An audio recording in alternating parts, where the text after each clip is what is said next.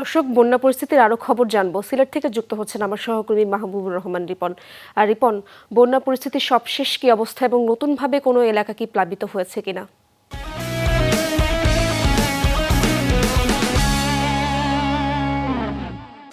ইশরাত, আসলে সকাল থেকে আমরা দেখছিলাম যে প্রতিনিয়তই কিন্তু যে পানি বৃদ্ধি অব্যাহত রয়েছে এবং সেই কারণেই মানুষের মধ্যে নতুন করে আতঙ্ক তৈরি হয়েছে এবং সব উপজেলাতে, বিশেষ করে যে সকল সীমান্তবর্তী উপজেলা রয়েছে, এই কোম্পানিগঞ্জ, আমি এই মুহূর্তে কোম্পানিগঞ্জে রয়েছি, কোম্পানিগঞ্জ, গোয়াইনঘাট, জকিগঞ্জ এবং কানাইঘাট, এই 4টি উপজেলাতেই আসলে বন্যা পরিস্থিতি অবনতির দিকে যাচ্ছে, ক্রমে অবনতির দিকে যাচ্ছে। আমরা এই মুহূর্তে একটি আশ্রয় কেন্দ্রে রয়েছি, যে আশ্রয় কেন্দ্রে গতকাল যারা উঠেছিলেন তারা আসলে পানি ছিল না, নিচতলায় উঠেছিলেন।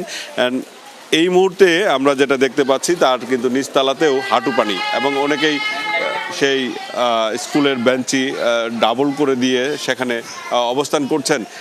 এদের যে ভোগান্তি, সেটা আসলে বাড়ি থেকে যে পানির জন্য ভোগান্তি শুরু হয়েছিল, সেই ভোগান্তি কিন্তু আশ্রয়কেন্দ্রেও রয়েছে। এই আশ্রয়কেন্দ্রে ইতিমধ্যে 150টি পরিবার উঠেছে। 2তলা এবং 3তলার অবস্থা কিছুটা এখানকার অবস্থার চেয়ে ভালো, সেখানে পানি প্রবেশ করার সুযোগ নেই, কিন্তু সেখানে কিন্তু তিল ধারণের ঠাঁই নেই। আপনি বুঝতেই পারছেন যে এখানে 4টি করে কক্ষ রয়েছে, 8টি কক্ষে প্রায় 150 পরিবার রয়েছে, এবং তাদের যে ভোগান্তি সেটা আসলে বর্ণনা করার মতো নয়।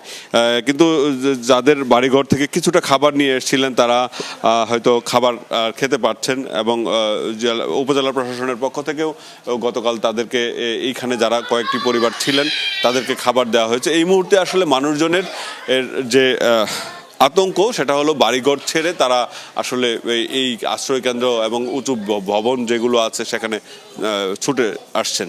ইশরাত। রিপন, ধন্যবাদ আপনাকে।